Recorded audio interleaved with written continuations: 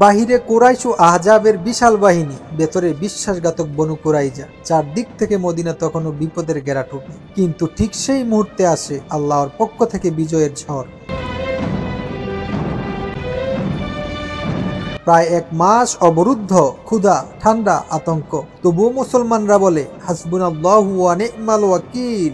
অবশেষে আল্লাহর পাঠানো ভয়ঙ্কর ঝড় ও ফেরেশতাদের সহায়তা, পিছু হটে শত্রুরা।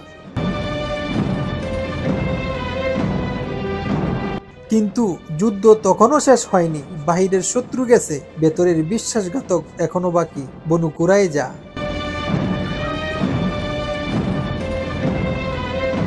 বাংলাদেশও আজ নানান চ্যালেঞ্জের মুখে, কখনো বিদেশি চাপ, কখনো সীমান্ত সমস্যা, কিন্তু তার চেয়েও ভয়ঙ্কর যখন ভেতরের লোকই দেশের স্বার্থ বিক্রি করে দেয়।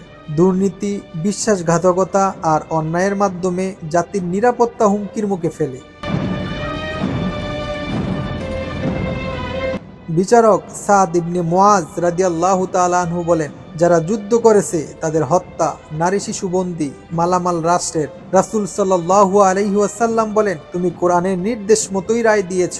এভাবেই বিশ্ব শিখল রাষ্ট্রদ্রোহিতার শাস্তি ক্ষমার নয়।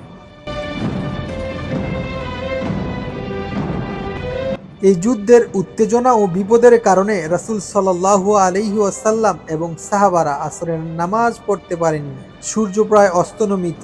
হযরত উমর রাদিয়াল্লাহু তাআলা আনহু কেঁদে বলেন, হে আল্লাহর রাসূল, আসরের নামাজ পড়তে পারিনি। রাসূল সাল্লাল্লাহু আলাইহি ওয়াসাল্লাম বলেন, আল্লাহর কসম, আমিও পড়তে পারিনি। এরপর সবাই বতান নামক স্থানে গিয়ে ওযু করে সূর্য ডোবার পর আসরের নামাজ আদায় করেন। তারপর পড়লেন মাগরিব। আরেক বর্ণনায় এসেছে, সেই তিনি জোহর, আসর, মাগরিব ও এশা 4টি নামাজ একসাথে কাজা করে আদায় করে।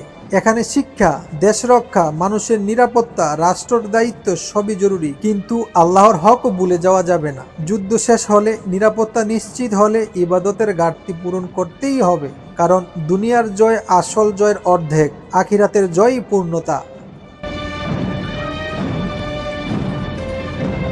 মদিনা থেকে শেখা বার্তা আজও প্রযোজ্য। ঐক্য, জাতি বিভক্ত হলে শত্রু জয়ী হয়। কৌশল, সাহসের সঙ্গে পরিকল্পনা জরুরি। ন্যায় বিচার, ক্ষমতাবান হোক বা সাধারণ, অপরাধের শাস্তি সমান। ইবাদতের গুরুত্ব, জরুরি দায়িত্বের পরেও আল্লাহর হক আদায়। আল্লাহর উপর ভরসা, সংকটে ধৈর্য ধরা। খন্দকের যুদ্ধ আমাদের শেখায়, যত বড় শত্রুই আসুক, যত বড় সংকটই হোক, ঐক্য, কৌশল, বিশ্বাস, ইবাদত ও ন্যায় বিচার একত্রে থাকলেই আল্লাহর সাহায্য অবসম্ভাবীয়। আল্লাহ আমাদের সেই শিক্ষা অনুধাবনের তৌফিক দিন।